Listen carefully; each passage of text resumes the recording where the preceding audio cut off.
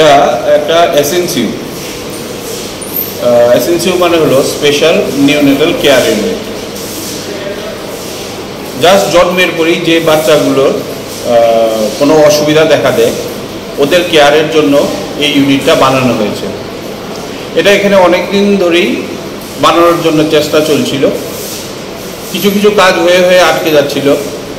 যাই হোক, আমি যখন এই হসপিটালের ভার পেলাম তখন আমার ইচ্ছা হলো না, এটাকে তো খোলা উচিত। যাই হোক, আমার দপ্তরের প্রয়াসে বা আমার প্রয়াসে অনেক কষ্টে আমরা প্রায় কাজ শেষ করে নিয়েছি। কিছুদিনের মধ্যেই আমরা এই ইউনিটটা খুলে নেব। আশা করি এতে অনেক নিউবর্ন বেবিজদের সাহায্য হবে। এখানে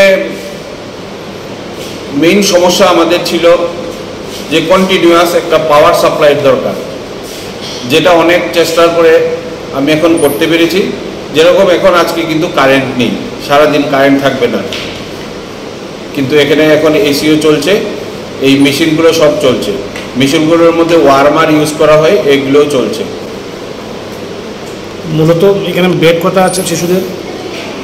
এখানে শিশুদের বেড বলতে এখানে দুই ধরনের বেড ইউজ হয়, ইনবর্ন আর আউটবর্ন।